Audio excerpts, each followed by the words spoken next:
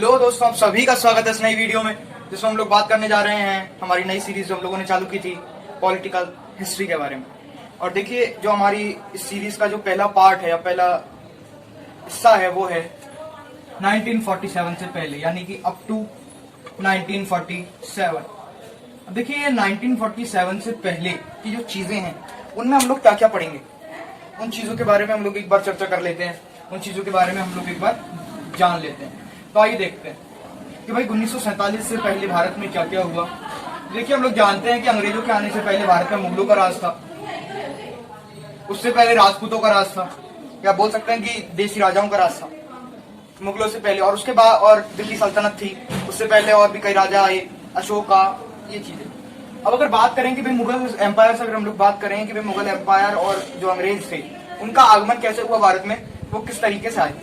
देखिए, हम लोग जानते हैं कि अंग्रेजों का जो आगमन हुआ था भारत में वो हुआ था 1757 के प्लासी के युद्ध से। 23 जून 1757 को युद्ध हुआ था, जिसको हम लोग बोलते हैं प्लासी का युद्ध। किसका युद्ध बोलते हैं हम लोग? प्लासी वॉर बोल सकते हैं। प्लासी का वॉर हुआ था, कब हुआ था? 23 जून 1757 को। 23 जून 1757 को प्लासी का वॉर हुआ। वैसे तो अंग्रेज भारत में इससे पहले आ चुके थे, पर बोल सकते हैं कि प्लासी के बाद से अंग्रेजों ने अपनी राजनीतिक गतिविधियां भारत में प्रारंभ कर दी थी, यानी कि अपना पॉलिटिकली डोमेन भारत में स्थापित कर लिया था कि भाई वो किसी के राज कार्यों में दखल दे सकते थे। वो काम प्रारंभ हुआ प्लासी वॉर से, यानी कि 23 जून 1757 से, जब उन्होंने बंगाल के नवाब सिराजुद्दौला को पराजित किया था, यानी उन्हें हराया था। बट अगर बात करें कि भाई मुगल एम्पायर कब खत्म हुआ, कब चालू हुआ अंग्रेजों का आगमन, तो देखिए, हम लोग जानते हैं भाई जो अंग्रेज जो मुगल थे उनका सबसे अंतिम बादशाह जो था वो तो बहादुर शाह जफर था, जो 1857 की क्रांति में मारा गया था। पर बोल सकते हैं कि भाई जिसके हाथ में पूरा मुगल साम्राज्य था, ऐसा आखिरी राजा जो था वो था कौन? औरंगजेब। कौन था? औरंगजेब। औरंगजेब था ऐसा आखिरी राजा। ये किसका पुत्र था? हम लोग जानते हैं ये पुत्र था शाहजहां का। अब देखिए, औरंगजेब की जो मृत्यु होती है वो होती है 3 जुलाई 1707। 3 जुलाई 1707 में औरंगजेब की मृत्यु हो जाती है। और उसके बाद जो मुगल साम्राज्य है या मुगल साम्राज्य का जो तख्त है वो डगमगाने लगता है, क्योंकि जो रियासतें थी वो अपने आप में स्वतंत्र घोषित अपने आप को कर देती है। भाई वी आर इंडिपेंडेंट, यानी कि हम लोग स्वतंत्र है, हमारे निर्णय हमें खुद लेंगे। बट अंग्रेजों का आगमन जो होता है भारत में वो 1707 से बहुत पहले ही हो जाता है। यानी बोल सकते हैं कि अकबर के समय में या जहांगीर के समय भारत में अंग्रेज आए थे पहली बार।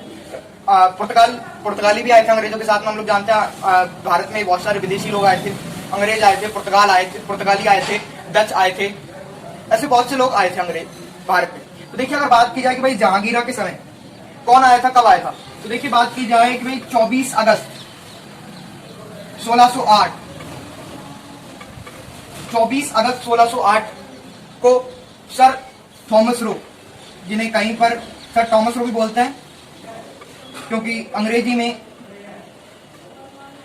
इनका नाम टी से चालू होता है, इसलिए कहीं पर सर थॉमस रो भी बोलते हैं और यहाँ पर हम लोगों ने थॉमस रो लिखा है। 24 अगस्त 1608 को सर थॉमस रो अंग्रेजों का प्रतिनिधित्व करते हुए जहांगीर के दरबार में आए थे, जहांगीर के दरबार में गए थे और जहांगीर से उन्होंने परमिशन मांगी थी कि भाई हम आपके देश में व्यापार करना चाहते हैं, तो आप हमें सूरत में हमारी फैक्ट्री लगाने का परमिशन दे दीजिए। बट जहांगीर ने क्या कर दिया, ये कहां पर आए थे? ये आए थे जहांगीर के पास। बट जहांगीर ने क्या कर दिया, इन्हें मना कर दिया कि भाई हम आपको कोई परमिशन नहीं देंगे, ठीक है। बट अंग्रेज बार बार आते रहे, कई सारे प्रलोभन भी दिए गए इसको जहांगीर को कि भैया हम आपको बहुत सारी स्वर्ण मुद्रा देंगे। ऐसी बहुत सी चीजें थी जो ब्रिटेन में होती थी पर भारत में नहीं होती थी, जैसे कि सूखे अंजीर थे, शराब थी, तो भारत में उतनी नहीं बनती थी या उतनी अच्छी क्वालिटी की नहीं बनती थी जितनी ब्रिटेन से बनती थी, ठीक है। तो जहांगीर ने 7 साल बाद, यानी कि 1615 में, ये 1615 में मान गया जहांगीर और उसने 7 साल बाद परमिशन दे दी कि हाँ भाई आप सूरत में अपना एक प्लांट डाल सकते हो, जहां पे आप सिर्फ ट्रांसपोर्टेशन करोगे, यानी कि व्यापार करोगे, ठीक है। यानी कि अंग्रेज भारत में 1608 को ही आ गए थे, यानी कि 1608 में आ गए थे, पर अंग्रेजों ने अपना जो पॉलिटिकली डोमेन स्थापित किया भारत में वो किया था 23 जून 1757 से, ठीक है। उसके बाद में हम लोगों को पता है कि अंग्रेजों ने भारत में राज करना चालू किया और भारत को पूरी तरीके से लूटा। और सन 1857 में भारत का पहला स्वतंत्रता संग्राम हुआ, जिसे 1857 की क्रांति भी कहते हैं, जो कि मंगल पांडे जो कि सैनिक थे उन्होंने प्रारंभ की थी। और वैसे भी मंगल पांडे से पहले, या हम लोग देखते हैं कि मंगल पांडे ने तो सिर्फ क्रांति प्रारंभ की थी, पर जब मंगल पांडे ने क्रांति प्रारंभ की, मंगल पांडे ने मार्च में क्रांति प्रारंभ की थी, परंतु 1857 में एक विशाल देशव्यापी क्रांति होनी थी, जिसकी डेट फिक्स की गई थी 10 मई, यानी कि ऑफिशियल डेट थी 10 मई 1857 को। 10 मई 1857 को एक ऑफिशियल डेट अनाउंस की गई थी कि भाई क्रांति होगी एक, जिसे 1857 मतलब एक क्रांति की जाएगी, क्रांति प्रारंभ होगी 10 मई 1857 को। इसके जो लीडर बनाए गए थे वो बनाए गए थे बहादुर शाह जफर। बट हम लोगों को पता है कि भाई सैनिकों में ये बात फैल गई थी कि जो कारतूस हैं उन पर गाय और सुअर की चर्बी लगी हुई है, तो अंग्रेजों ने पहले विद्रोह कर दिया और मंगल पांडे ने विद्रोह करके और क्रांति को प्रारंभ कर दिया। मंगल पांडे के विद्रोह के बाद अगर लोग चाहते तो भाई क्रांति को, मंगल पांडे ने कोई बहुत बड़ा काम नहीं किया था, सैनिक मंगल पांडे ने जब क्रांति को प्रारंभ किया तो उसे उसी समय बंद किया जा सकता था, पर हमारे नेताओं ने यह सोचा कि भाई पहली बार जो सेना है वो क्रांति में सम्मिलित होगी, जिससे हमें हथियार आराम से मिल जाएंगे, तो उन्होंने इस क्रांति को 10 मई से पहले प्रीपोन कर दिया, यानी कि 10 मई को चालू ही नहीं किया, 10 मई से पहले, यानी कि मार्च में इस क्रांति को चालू कर दिया गया था। ठीक है, तो ऐसे 1857 की जो क्रांति है ये पूरी तरीके से विफल रही थी, या बोल सकते हैं कि विफल तो पूर्ण तरीके से विफल नहीं रही थी, इसमें कुछ लाभ जरूर मिला था। और ये जो क्रांति है ये 1857 में प्रारंभ हुई थी और ये क्रांति खत्म हुई थी 8 जुलाई 1849 को। 8 जुलाई 1849 को ये क्रांति पूरी तरीके से दब गई थी। ठीक है, इस क्रांति के जो विफल होने के कारण थे वो ये थे कि भाई देसी राजाओं ने क्रांतिकारी जो थे उनका बिल्कुल भी सपोर्ट नहीं किया था, उनके जो गुप्त कार्यक्रम थे उनके बारे में उन्होंने अंग्रेजों को बताया। पर 1857 की क्रांति के बाद अंग्रेजों ने भी ये सोचा कि भाई हमें भारतीयों को कुछ ऐसी चीजें देनी होंगी या कुछ ऐसे अधिकार देने होंगे जिससे ये अपना काम सुचारू रूप से कर सके। उसके बाद से अंग्रेजों ने भारत को एज अ गुलाम की जगह एक उपनिवेश समझा। गुलाम में और उपनिवेश में बहुत फर्क होता है। देखिए, उपनिवेश का मतलब होता है कि भाई आप किसी जगह को कैप्चर करो और उस जगह पर अपना काम करो, यानी कि उस जगह के शासन को चलाओ। बट गुलाम यानी कि सिर्फ और सिर्फ उस जगह को लूटो, ये होता है। इस भारत को पहले गुलाम बनाया गया था 1857 से पहले। उसके बाद भारत में अंग्रेजों ने पॉलिटिकली अपना विस्तार करना चालू किया। तो 1857 के बाद अंग्रेजों ने जो ब्रिटिश क्राउन थी, यानी ब्रिटिश क्राउन जो था, उसने ये निर्णय लिया कि भाई 10 साल के लिए, 5 साल के लिए भारत में एक अधिनियम पारित किया जाएगा, यानी कि जो ब्रिटिश संसद से बनकर आएगा भारत के लिए, जिसे भारत शासन अधिनियम कहा जाएगा। भारत में ऐसे बहुत सारे अधिनियम आए थे। सबसे पहला जो अधिनियम आया था वो 1857 का आया था, कि ब्रिटिश कानून 1857 के नाम से आया था। उसमें भारत में कई नए पद बनाए गए थे। गवर्नर जनरल का पद समाप्त करके वायसराय का पद लाया गया था। ऐसी कई सारी चीजें हुई थी। तो देखिए, इसका जो फर्स्ट पार्ट बनता है इस टॉपिक का, वो बनता है या बोल सकते हैं हम लोग अंग्रेजों के अधिनियम। क्या बोलेंगे? अंग्रेजों के अधिनियम। अंग्रेजों के अधिनियम कौन से भाई? 1857 से लेके 1947 तक अंग्रेजों ने कई सारे अधिनियम लाए थे। भारत शासन अधिनियम लेकर आए और उसके बाद में कई पार्लियामेंट ऑफ सुधार अधिनियम था, भारत का मैग्ना कार्टा था, और भी कई सारे अधिनियम भारत में लाए गए। और इसी के बीच में भारत में कई सारे वायसराय भी आए और बहुत सारे गवर्नर जनरल भी आए।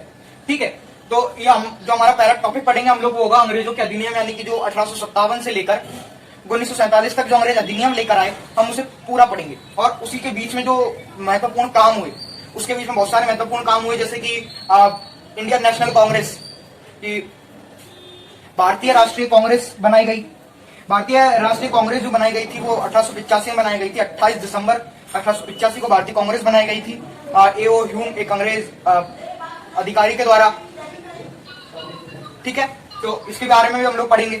और जो भारत में कई सारे मूवमेंट अंग्रेजों के विरुद्ध चलाए गए थे, सविनय अवज्ञा आंदोलन था, भारत छोड़ो आंदोलन था, चंपारण आंदोलन था, और भी कई सारे आंदोलन जो क्षेत्रीय आंदोलन थे, किसान आंदोलन थे, उन सभी के बारे में भी थोड़ा थोड़ा पढ़ेंगे।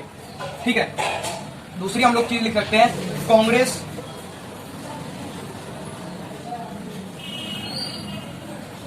उन्नीस 1905 के पहले व बाद में क्योंकि हम लोग जानते हैं कि भाई 1905 में बंगाल विभाजन हुआ था। बंगाल विभाजन के बाद कांग्रेस में एक बहुत बड़ा परिवर्तन आया। ये परिवर्तन ये आया कि पहले कांग्रेस एक पढ़े लिखे लोगों का दल हुआ करता था, यानी कि नरमपंथी दल था। बंगाल विभाजन के बाद कई सारे गर्मपंथी नेता कांग्रेस में शामिल हुए और उन्होंने कांग्रेस को पूरी तरीके से बदल दिया और उसके पश्चात कांग्रेस एक आजादी दिलाने वाली पार्टी बन गई। ठीक है, उसके बाद अब तीसरा पढ़ेंगे इसमें राष्ट्रीय आंदोलन। भाई जो आंदोलन चलाए गए थे वो सारे आंदोलन गांधी जी के द्वारा और जो अंग्रेजों के द्वारा आंदोलन को दबाने के प्रयास किए गए, जैसे कि रोलेट एक्ट लाया गया था, साइमन कमीशन भारत आया था, उसके अलावा संविधान बनाने के लिए जो भारत में कमीशन आए थे उन सभी के बारे में देखेंगे। ठीक है, चौथा होगा इसमें संविधान निर्माण की प्रक्रिया। क्या संविधान निर्माण की प्रक्रिया? देखिए, संविधान निर्माण की जो प्रक्रिया है वो भारत में उसका विचार तो बहुत पहले ही उपज चुका था, परंतु इसके जो प्रारंभ हुआ था ये हुआ था द्वितीय विश्व युद्ध के बाद, क्योंकि द्वितीय विश्व युद्ध के बाद ब्रिटेन की जो सरकार थी वो चेंज हो गई थी, यानी ब्रिटेन में अलग सरकार बन चुकी थी जो भारत को स्वतंत्र कराने के पक्ष में थी और उसके बाद भारत में एक सही संविधान बनाने की प्रक्रिया प्रारंभ हुई। ठीक है, और इसमें जो पांचवा और सबसे महत्वपूर्ण पॉइंट है वो है भारत की आजादी। कौन सा? भारत की आजादी। अब इस भारत की आजादी में भारत का जो विभाजन है भारत और पाकिस्तान के रूप में वो हम लोग पढ़ेंगे और विभाजन के पश्चात जो भारत को एकजुट करने का काम है, यानी कि जो हमारी रियासतें थी उन सभी को एक जगह लाने के लिए सरदार पटेल ने जो काम किया उन सभी के बारे में इस पॉइंट में हम लोग पढ़ेंगे। तो आज की वीडियो में हम लोगों ने इन पॉइंटों के बारे में समझा। आई होप आपको ये वीडियो पसंद आई। अगर वीडियो पसंद आई तो वीडियो को लाइक शेयर जरूर करें और वीडियो को कमेंट जरूर करें और हमारे चैनल को सब्सक्राइब करना ना भूलें। वीडियो को अंत तक देखने के लिए धन्यवाद।